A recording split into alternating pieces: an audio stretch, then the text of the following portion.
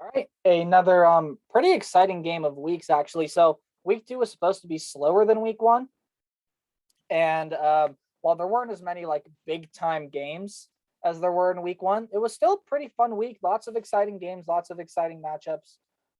And if the first 2 weeks have told you anything, it's that this college football season going to be crazy, going to be wild, going to be a fun season to watch. So let's go ahead and kick it off here with games played on Friday. Only a couple games played on Friday. Of course, as you see, only 4 of them here, because that's all there was on Friday. Coastal Carolina, sorry, there you go. Coastal Carolina takes care of Kansas 49-22. Kansas made this one close in the early going, but Coastal Carolina was able to pull it out and get the win there. So there you go. Oh, I guess I should mention too, hey, thank you guys for clicking on the video. Thanks for watching. If you would like, you can hit the subscribe, like, share, do all that good stuff, whatever you can to help support the channel. Again, I know these reviews are long videos, and for those of you guys that watch them, I appreciate you. And if you watch them all the way through, I really, really appreciate you. But anyway, back into the review. Self-promotion over. Time to talk about football. So again, Coastal Carolina gets the win over Kansas, although Kansas makes it interesting early. Duke able to beat North Carolina A&T. Rebounds from that loss against Charlotte. Not a big problem there for Duke. Although Mateo Durant didn't have that great of a game. Well, didn't have as good of a game as he did against Charlotte. I'll say that. Boise State, good offensive output in the first half. Slows down in the second half, as you would expect, but still able to get the win.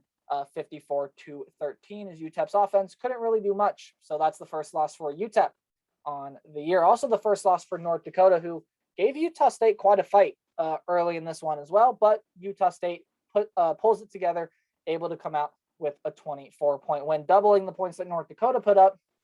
And that's it.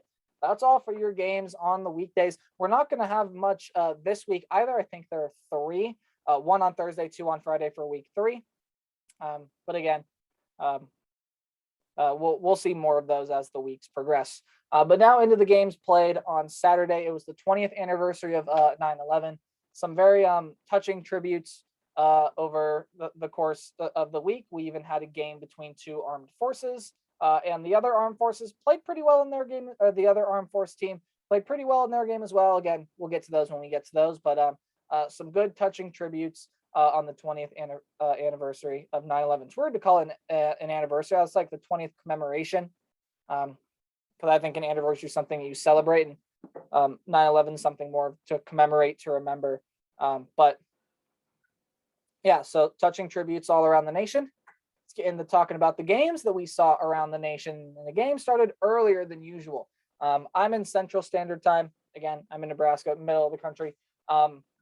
And this game started at 10 my time, not the usual 11 out here. So usually games Eastern Standard Time start at noon. This one up here started at 11. And well, it featured Virginia and Illinois, a couple interesting teams coming into this game. And this one was all Virginia. Virginia played a really good game, 405 yards with 5 touchdowns and 1 interception from Brennan Armstrong, the Virginia quarterback, as the Virginia offense had 556 total yards of offense. Wondering about Illinois now. We saw them beat Nebraska in week 0, but since then they've dropped their first 2 games in week 1 or their last 2 games in week 1 and week 2. Interesting, going to be interesting to watch Illinois the rest of the year. And as for Virginia, pretty solid team that they got over there. Army, here's the armed force I was talking about that didn't play another armed force. Nope, they played Western Kentucky and was in control of most of this game until Western Kentucky came back, started to make the game interesting, but Army able to hold on in this one and win the game 38-35 as the Black Knights improve to 2-0. Kent State with a good win over VMI, hung 60 there. A couple Big Ten teams that actually played each other last week. Northwestern and Michigan State won their respective games. Michigan State got the passing game going in this one as well. So Michigan State looks better than I had previously thought. Northwestern maybe a little shakier than I had thought. We'll see what happens with these 2 teams once they get into conference play. But of course, next week, Northwestern plays Duke. So interesting game there. And Michigan State later down the line has Miami. So a couple interesting games left for those teams.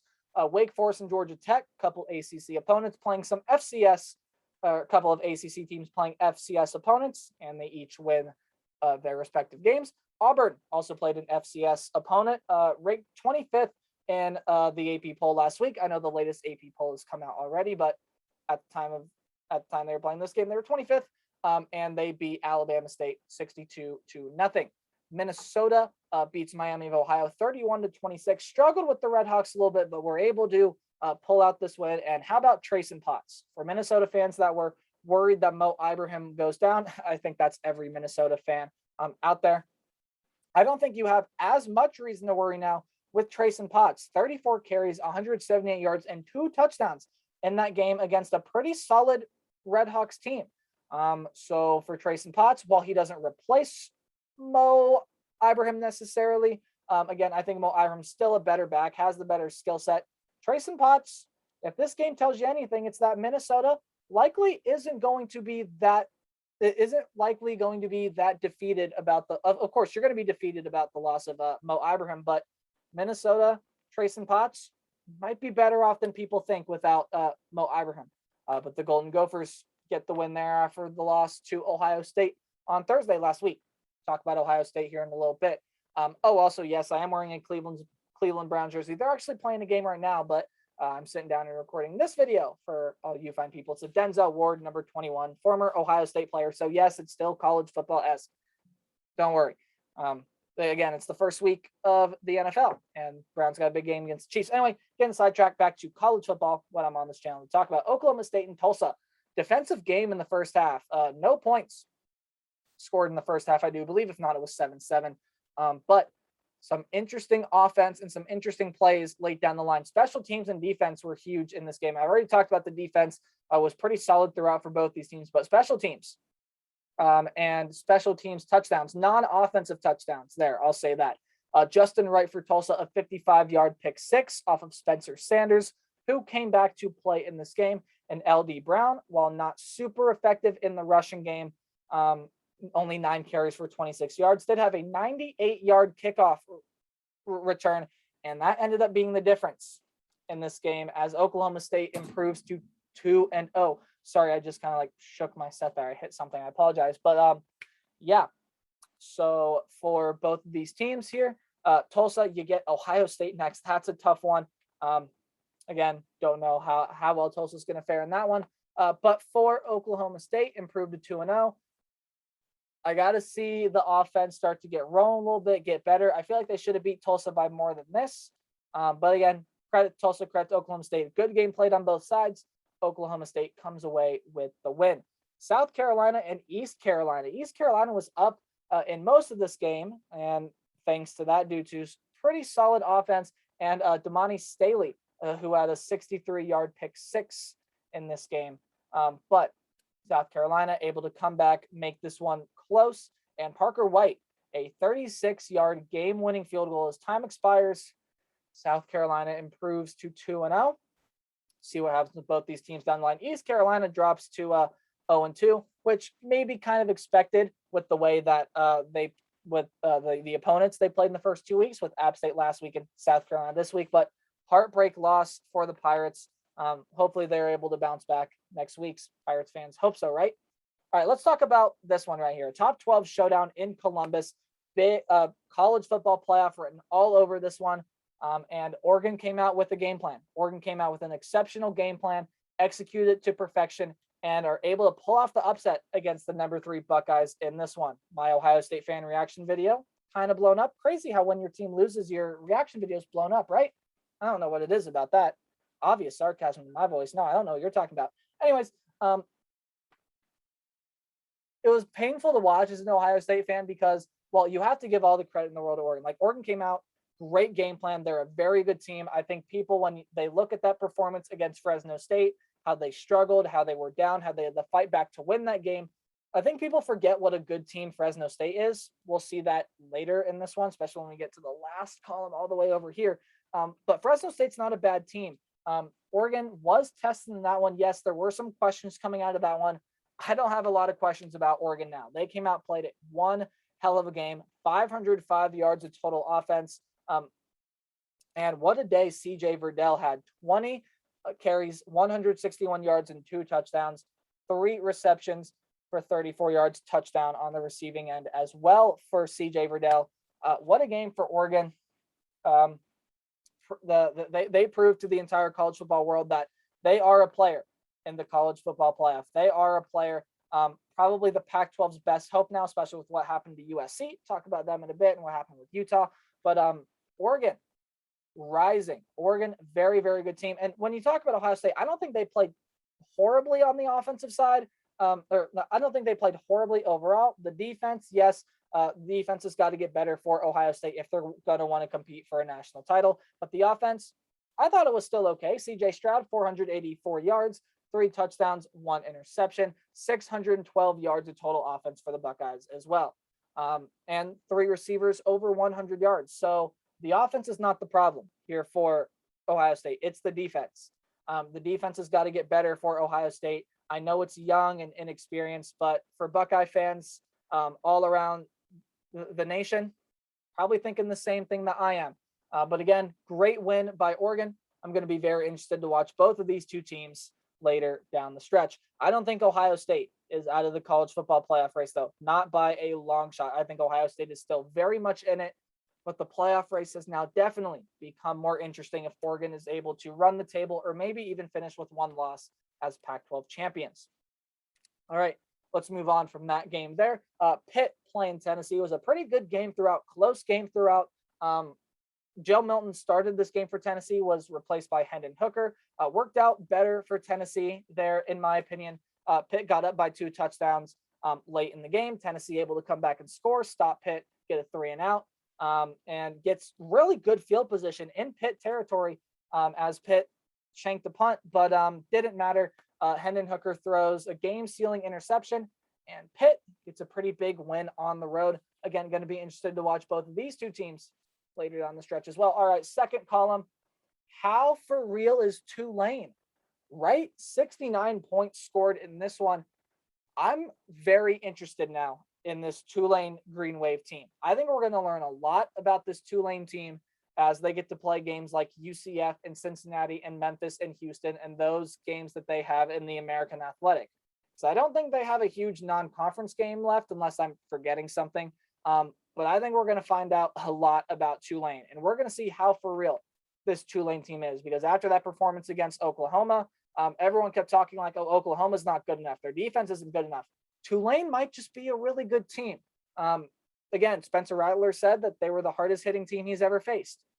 So we'll see what happens with the Tulane Green Wave, but they beat Morgan State. Florida, quarterback controversy still in Florida. A lot of people feel like Anthony Richardson should be that starter. And again, the stat line, I'm not going to go, well, here, I'll go through them. 3 for 3 for Anthony Richardson, 152 yards, 2 touchdowns, 4 carries, 115 yards, and a touchdown on the ground. Comparatively speaking, Emory Jones, who again started this game, 14 of 22, 151 yards, 1 touchdown, 2 interceptions, 13 carries for 81 yards, and a touchdown on the ground.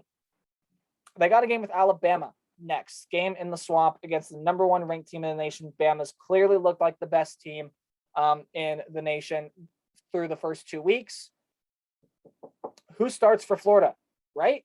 Who starts for the Gators? I think a lot of Gator fans might want to see Anthony Richardson get that shot, get that opportunity, because so far he's proven that he can do it. Again, you win that game against South Florida yesterday, but who starts at quarterback down the stretch? Interesting questions to answer for the Florida Gators. Wyoming and Northern Illinois. This was actually a pretty good game to watch. Pretty close down the stretch, and almost a great comeback effort by the Huskies of Northern Illinois, as they were down 42-16 with just over 6 minutes left in the third quarter. Made it 43-42 with just under 5 minutes to go in the fourth quarter. But Wyoming comes out, game-winning drive, wins this one. There were a total of 9 rushing touchdowns in this game combined between the both teams. Wyoming had 5, Northern Illinois had 4. So both those teams there, really solid teams. So we're going to see what happens with both those teams down the stretch. Going to be interesting to watch, but pretty good game to watch as Wyoming avoids the comeback bout from Northern Illinois. All right. Virginia Tech gets the win over Middle Tennessee, newly 19th ranked team in the nation. Not a huge problem there for Virginia Tech as they're able to get the win. Rutgers, only 195 total yards of offense for the Rutgers Scarlet Knights, but they take advantage of 3 Syracuse turnovers, including 2 in the second half, to win that game against Syracuse. It's a similar argument to last week's game against Temple. So when you look last week against Temple, the stat line didn't necessarily tell you that Rutgers scored 61 points, yet that's what happened. And in this one, the stat line doesn't necessarily tell you that Rutgers scores 17 points, again, with only just under 200 yards of total offense, but they still do it and they get the win here. Syracuse only had 265 yards of total offense as well. So for Rutgers, we thought Rutgers was going to have a better record than Ohio State at any point in the season. I sure didn't, but hey, college football, right? That's college football for you. I think we're going to find out some more about Rutgers next week as they play Delaware. An FCS team, yes, but a pretty darn good FCS opponent at that. And then we're going to find a lot out about the Scarlet Knights come conference play. So keep an eye on Rutgers. Interesting team to watch thus far. Ohio, what's going on with this Bobcats team, right? I thought they would be better than this with Nathan Rourke coming back, being that starting quarterback, but they lose that game to Duquesne yesterday, a team that I had picked to make the Mid-American Championship. Not looking like it. Again, lost to Syracuse, team that we just talked about, and now loses to Duquesne, who got killed by TCU last week. Here are some stats for Ohio that boggled my mind when I saw them. 18 minutes and 58 seconds of time of possession. That's it. That's all the Bobcat offense got. 107, or not 107, excuse me, 1 for 7 on third down. There you go. 307 total yards of offense. That's it. And 12 penalties for 112 yards. 12 penalties, 112 penalty yards for the Bobcats. Got a lot of cleaning up to do the Bobcats if they want my prediction to come to fruition, which they make the Mid-American Conference Championship. So we'll see what happens with the Bobcats later down the line. Notre Dame, interesting game for them as Toledo puts them on upset alert, but Notre Dame does just enough to win that one. Jack Cohn had another solid game, 239 yards, 2 touchdowns, 1 interception. As Toledo actually forced 2 more turnovers, so 3 in total for Notre Dame. There were 2 fumbles and then again the interception, that I just mentioned. Toledo did not turn the ball over once, and it kept them in the game. Went up 29-24 with around a minute and a half left. Notre Dame went on a great drive down the field, and was actually kind of interesting because Jack Cohn dislocated his finger on one of the plays, quickly ran over to the sideline, had a trainer pop it back into place. Next play, throws the game-winning touchdown to Michael Mayer. I found that kind of interesting, kind of comedic. Thought I'd throw it in here. Mayer had a good game as well, 7 catches, 81 yards, and 2 touchdowns. A tight end that I actually overlooked when I did my top 10 tight end video. Really should have had him in there. Don't know how I overlooked him, but one of the best tight ends in the nation, and Michael Mayer played really well, helps Notre Dame avoid the upset bid. 2 straight shutouts. Here, there were a lot of shutouts this week. A lot of goose eggs on the scoreboard for a lot of teams. But Central Michigan shuts out Robert Morris, and Purdue shuts out UConn. Purdue looks a little better than I thought they'd look this year, but again, getting in the conference play, don't know how easy that'll be for the Boilermakers. Cincinnati struggling with Murray State early in that game as the score was tied 7-7 at the half, but Cincinnati comes out, is able to win that one 42-7. Still looks like a top 10 team in the nation. And now with Ohio State losing, Cincinnati slowly increasing their odds to get into the playoff. An interesting storyline to watch. Got a game against Indiana next week. On the road, interesting game there. All right, Boston College and UMass. Boston College wins that one. Again, no real doubt in my mind that Boston College would win that one. I thought they might have won it by a little bit more, but hey, win is a win. Improves to 2-0. Florida Atlantic and Georgia Southern both fall and improve to 1-1 as the Owls beat the Eagles. Georgia did not have JT Daniels in this game. He was out with an injury. Again, we're still going to be watching the injury status with JT Daniels, but Stetson Bennett starts in the game, throws 5 touchdown passes. The Georgia offense looked well and alive as the UAB Blazers fall to the 2nd-ranked team in the nation. Again, that's a really good UAB team. So for Georgia to come out and win by 49 points, that's substantial. Georgia clearly, I think, in my opinion, now has cemented themselves as the second best team in the nation. That defense played well in this one as well. And the offense showed up even without JT Daniels. So we'll see what happens with Georgia down the stretch. Got a couple more pretty easy games before you get into conference play. Watch out for the Bulldogs. They can make things interesting. Air Force and Navy, a armed forces game on the 20th anniversary of 9/11. Yielded some great commemorations and some great moments, but did not yield great amounts of offense as games between the armed forces usually do. 225 yards of total offense for the Air Force Falcons, and for the Navy midshipmen, only 68 yards of total offense. I know, so close to greatness, but yet so far. And Navy loses this game. Again, obvious reasons. You get 68 yards of total offense, you're probably not going to be winning the game. So Air Force gets ahead in the Commander's Cup, the Commander-in-Chief Cup, whatever they're calling it now. It's where like the armed forces battle it out, and the one who has the highest winning percentage walks away with the trophy. Air Force starting out strong, gets the win there over Navy.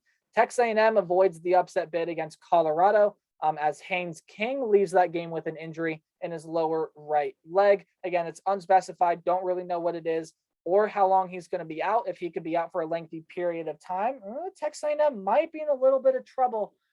So we'll see we'll see what happens with that. But Zach Calzada comes in, plays pretty solid, 183 yards and a touchdown. So for Texas A&M, still a really good team, a top 10 team in my mind. Colorado, again, a really good team. This is a really defensive game. Neither running back group was really able to get a whole lot going in this one. But again, steady offense helped Texas A&M come out, put that game-winning drive together, and avoids an upset bid against Colorado. Again, watch the status of Haynes King. Bama was being Bama, 48-14 win over Mercer.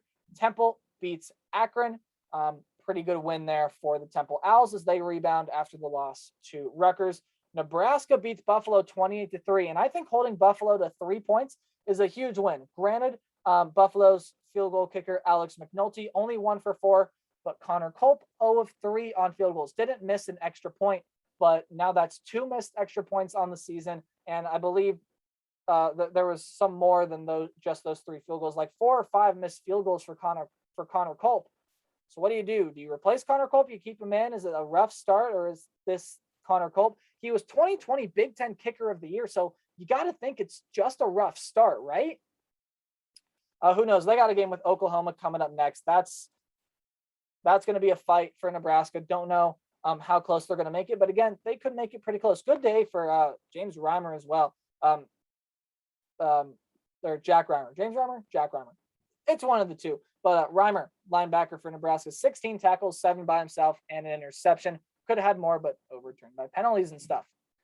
Cal and TCU, interesting game to watch throughout. Max Dugan, really good in this one for TCU, 234 yards through the air, 3 touchdowns and a pick. While on the ground, 19 carries for 71 yards and a touchdown there as well. Who else had a touchdown on the ground? Yeah, you guessed it, former 5-star prospect Mike Evans, 22 carries, 190 yards and a touchdown. Great day for Mike Evans. Good win for TCU as they are able to escape Cal and drop the Golden Bears to 0-2, while the Horned Frogs improved to 2-0. A good fight by Cal. This was a very interesting game to watch, back and forth for the most part, but TCU able to take control late, pull out a 2-point victory.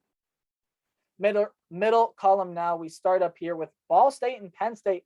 Penn State able to get a win against what is a pretty sneaky good Ball State team. Again, remember, won the Mid-American Conference last year and gave San Jose State their only loss last year. So Penn State defense showed up again, while their offense showed out in this one as well.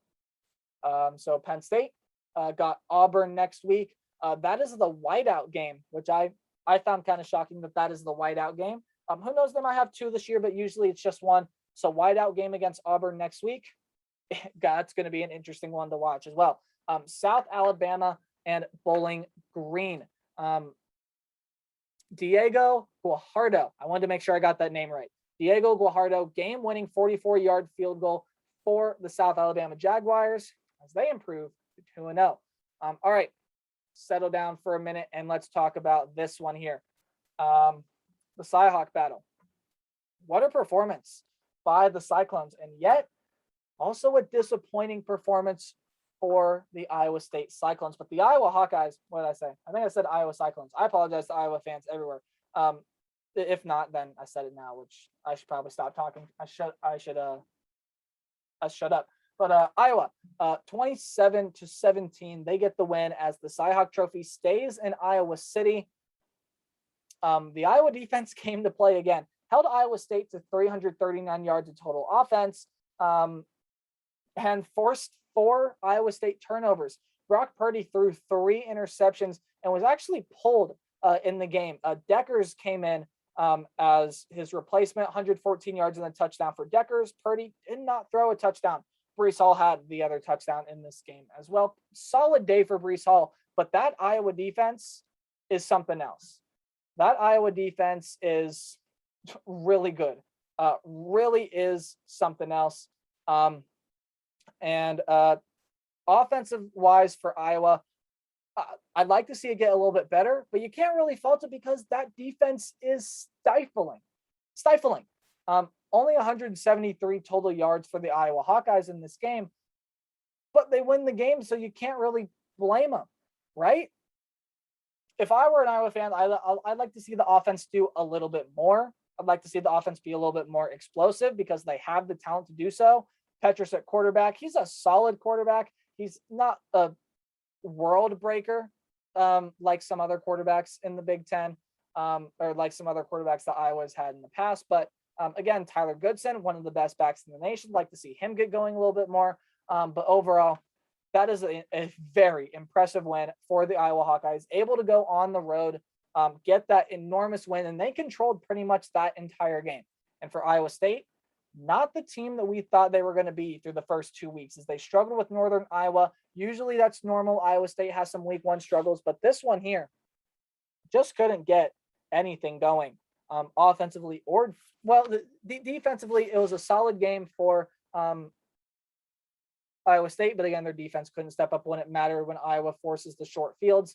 But again, that's their offense turning the football over. So defensively, yes, you got some things to work on for Iowa State, but overall pretty solid. Offensively, there's a lot to work on for the Cyclones. So going to be interesting to watch both of these teams down the stretch. We'll see what happens. All right, and South Carolina State and Clemson. Clemson gets back on track, beats South Carolina State, and yet I still think their offense can play better. So see what happens with Clemson down the stretch. The rest of their schedule is pretty favorable. How well does that help them to get into the playoffs? We'll see. We'll see, right?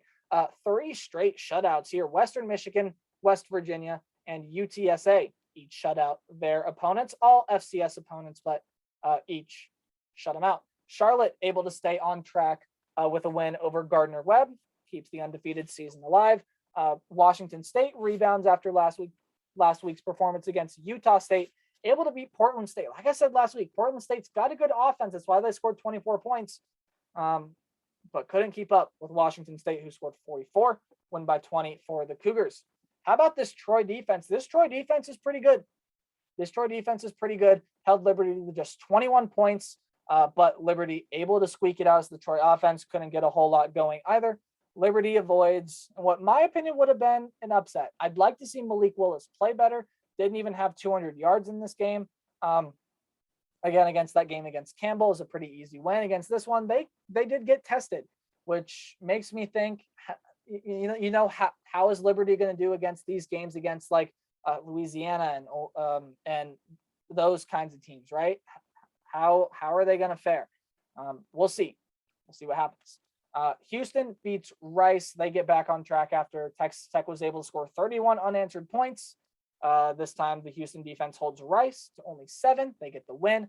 Louisville gets back on track as well. They get a win in the win column, beat Eastern Kentucky. Marshall keeps the undefeated season alive with a win over North Carolina Central. Old Dominion gets a 1 in the win column with a 47-7 win over Hampton. Daryl Mack for Old Dominion, again, former transfer from UCF, 57 yards on the ground on 12 carries and 3 touchdowns on the ground. Not passing, on the ground. through the air, 162 yards and a touchdown. So good play from Daryl Mack. Good win for Old Dominion. Wisconsin gets back on track, and this game shows you it wasn't their defense that lost them that game against Penn State. It was that offense. Still struggled in the red zone, did Wisconsin in this game. But facing a team like Eastern Michigan, who is just not at their skill level, able to get the win 34-7. How about Louisiana? Struggling in this one. So that game against Texas, and Texas kind of beat the brakes off them a little bit. Again, I thought it would be a tribute to that Steve Sarkisian offense, which part of it was, but also now I see that this Louisiana defense has got some work to do. They allowed 511 yards of total offense in this one.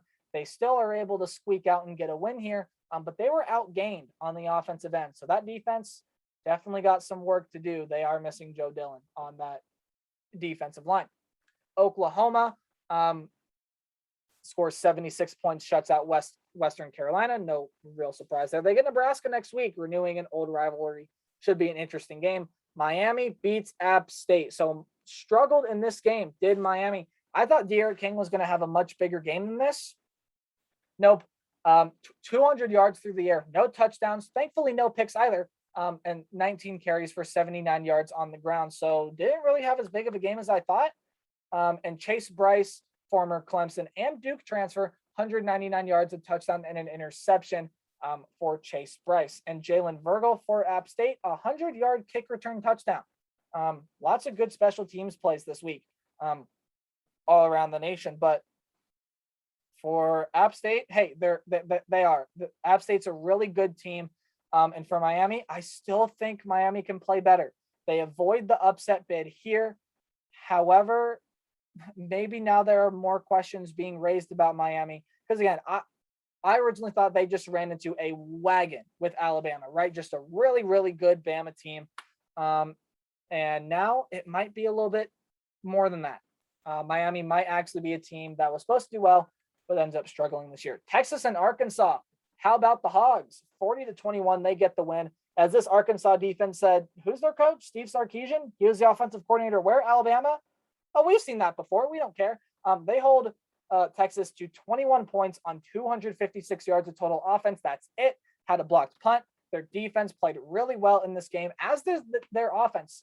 Total of 333 rushing yards for Arkansas. KJ Jefferson, still would like to see his play get a little bit better, but you know what? With pulling off an upset like this, you really can't complain much if you are an Arkansas fan. You improved to 2-0 on the season, while Texas falls to 1-1. I think give Texas a couple more years, get some things figured out. Maybe, or who knows? Texas might look at this and be like, "Hey, that's not us. We can play better." And maybe they do. Who knows? We'll have to see what happens. But both these teams going to be very interesting to watch. Arkansas pulls off the upset. How about that? All right, let me switch over so you guys can see the other side of the screen. And we'll continue. Southern Miss up here, able to get the win over Grambling. Again, another shutout win. Southern Miss there.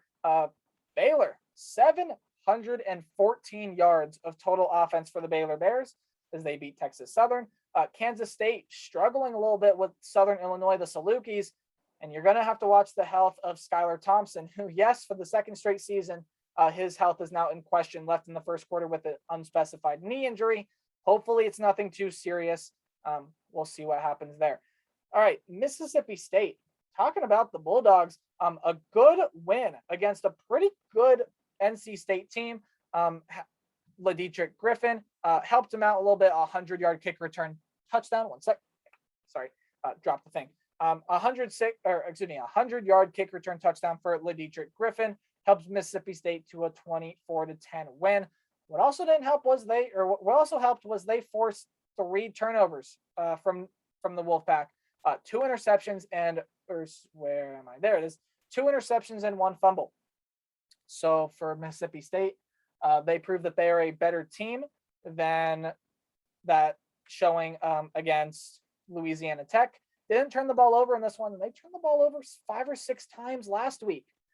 So for Mississippi State, getting back on track, gets in the win. For North Carolina State, definitely some things that you would like to work on. All in all, I don't think it's a bad team. Clean up the turnovers, but a good win for the Bulldogs. Sloppy game here. When I looked at the box score, there are a lot of turnovers, a lot of mistakes. But 35-12 was that final score as SMU beats North Texas. UCF, after another delay, what is it with delaying these UCF games? Game was delayed, I believe, due to the weather. Again, wasn't sure of the exact reason, but delayed game here. Doesn't matter. UCF comes out, wins. Isaiah Bowser, not as many yards as last week, only 59 yards on 12 carries. But of those 12 carries, a third of them, and for those of you not good with math, that's four of them went for touchdowns. So Isaiah Bowser seems to be that new back for UCF. All right, Memphis and Arkansas State. If you liked offense, this was your game to watch. It was a game on ESPN Plus, so for those of you that haven't, that watched it, got treated to do a lot of good offense. 687 yards for Memphis, 681 yards for Arkansas State. And for Arkansas State, 584 of those through the pass. And it really just came down to Memphis actually came out with more of a lead, and Arkansas State had to kind of battle back. But again, neither of these defenses was slowing each other down. Arkansas State played both James Blackman and Lane Hatcher in this game, both around 300 yards, but Blackman had 4 touchdowns to Hatcher's 1. Some great receiving performances, including 239 yards from Calvin Austin, a Memphis receiver who also caught 3 touchdown passes. Good performance by a Memphis running back as well. So again, great offensive outputs in that game. Memphis wins the shootout. Louisiana Tech struggles with Southeastern Louisiana, but they're able to pull it out and get the win there. New Mexico beats New Mexico State as the Aggies now fall to 0-3. An overtime game here, the only one of the week, Texas State against Florida International. Texas State able to come out with the win there in overtime, stops Florida International on their possession, gets on theirs and scores a touchdown. All right. 56-14 was the score of the Indiana-Idaho game, as Indiana proves that the offensive output of last week was not necessarily a fluke. They just ran into a great Iowa defense. But for Indiana, Penix still didn't play all that well. Did Michael Penix? I don't even think had 100 yards passing. But again, they started Tuttle in this game, I do believe, or Tuttle had more passing yards in this one. I think they still started Penix, but Tuttle ended up having more yards. So for Indiana, got an interesting game next week against Cincinnati.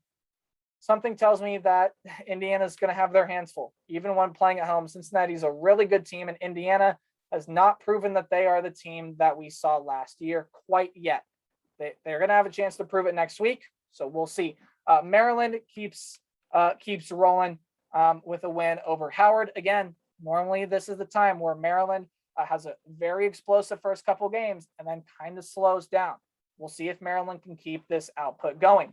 North Carolina gets back on track with a win against Georgia State as Sam Howell finally looked like a Heisman contender in this game. A huge rushing play, I believe a 60-plus yard rushing play. Decided, no, I'm going to keep this myself. Ran it in for a score.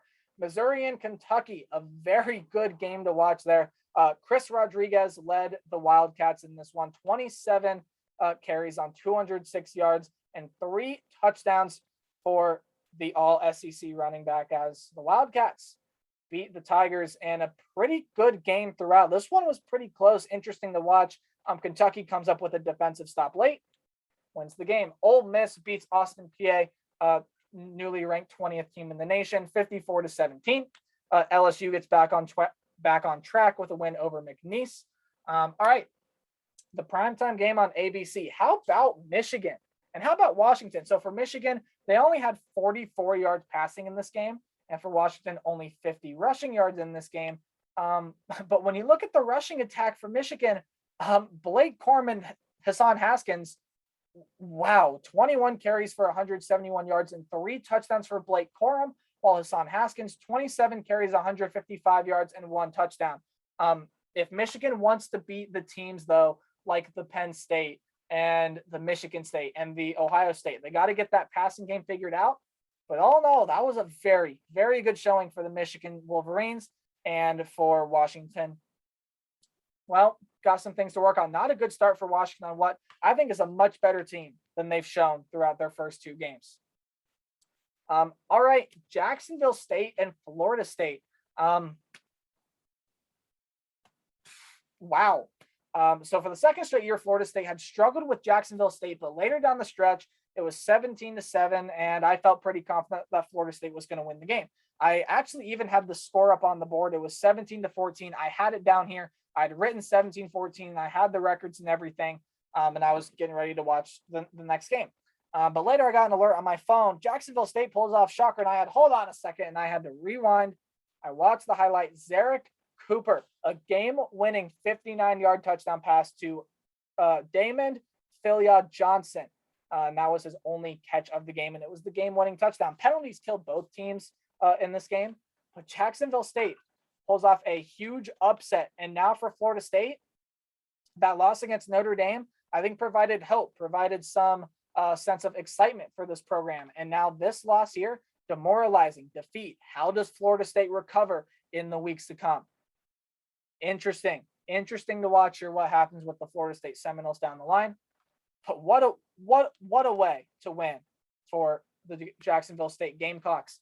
And if by this point you went to bed, why? You missed some great games, particularly games we'll talk about in a little bit. But if you went to bed, hey, understandable, probably tired, but you missed some great college football action. San Diego State beats Arizona. Not a real shocker there. Fresno State, again, this is what I'm talking about. Fresno State, proven that they are a good team. They beat Cal Poly 63-10. Fresno State is not a bad team. In fact, I actually underrated Fresno State coming in this year heavily. They're a much better team than I had first thought, and a much better team than I think all the nation thought when Oregon struggled against them. Everyone's like, why is Oregon struggling against Fresno State? Fresno State's a good team. Oregon proves that Fresno State's a good team when they go out and they beat Ohio State like that. But also Fresno State, proven to themselves that they're a good team, I think can be players in the Mountain West. Arizona State, struggling with UNLV early, ends up pulling out a 27-point win. Vanderbilt, they get a win. Joseph Bulovas. Bulovas, I'm not sure how you say the kicker's name for Vanderbilt, but a go-ahead ended up being the game-winning 38-yard field goal with 19 seconds left. Not much Colorado State could do after that, and Colorado State loses that one. They got Iowa up next, I do believe. Good luck to the Colorado State Rams because that Iowa team looks really good, as we talked about earlier. Now, again, I'm going to mention again, if you went to bed at this point, hey, I get it, you're probably tired. What are you doing? You missed some great football games. This one right here, I told you I wasn't crazy when in the preseason I picked BYU to beat Utah. Everyone got on my case about that. Oh, there's no way BYU's going to beat Utah. Don't you pick against my team. Look what happens. BYU ends a 9-game losing streak against the Utah Utes, as now the rivalry is going to go on a little bit of a hiatus. I heard 2023 or 2024 is the next time these two teams play, just due to like scheduling and things, which I'm sad to see the Holy War go away for a couple of years, but BYU now gets bragging rights for the next 2 to 3 years. 26-17, a great performance from BYU. From BYU in this one. Utah had 2 turnovers, happened to be the difference in this game, and Utah was only 2 for 9 on third down, and they were 0 for 2 on fourth down. So for Utah, you're going to drop out of the top 25 poll. I think they did. I haven't looked at the top 25 poll yet. I know it's out. Haven't looked at it yet, though. But for BYU and Utah, hey, I'm excited to watch both these teams down the stretch, but BYU, much better team than a lot of people have thought. Nevada gets the win over Idaho State. Stanford thumped USC, like absolutely beat. And speaking of beat, Nathaniel Pete had a great game. 6 carries, 115 yards, and a touchdown. Has Stanford just demolishes USC. Again, USC proving they are their own worst enemy. 9 penalties for 111 penalty yards. USC now probably dropping out of the playoff race with a defeat like that, unless, of course, they win the rest of their games convincingly. But again, another late night upset. Pac-12 after dark, Stanford pulls off the upset, and Oregon State beats Hawaii 45-27. Great game from BJ Baylor, Oregon State running back. 18 carries, 171 yards, and 3 touchdowns. On bye weeks this week were UCLA, University of Louisiana Monroe, and San Jose State. This is going to be a thing. I'll throw bye weeks up here as well. in case you guys are curious. But yeah, another exciting week of college football. As usual, I'll duck down behind. You guys can look at the scoreboard for a little bit. If you made it through to the end of the video without skipping, hey, thank you guys so much for watching. Thanks for clicking on the video. Be sure to like, comment, subscribe, do all that good stuff. Help support the channel. Recently, because that Ohio State fan reaction video blown up, we're over 400 subscribers now. So next goal, I guess, 500. Try to get that by the end of the season. I know during the season, growth is a little slow for the smaller channels, but yeah, if you like what you see from me, you want to hear more, please hit the subscribe button. Don't forget to like, share, comment down below your thoughts on this week. I'll see all you guys tomorrow when I give you my updated top 25. Take a look at the board. It was another exciting week. Goodbye.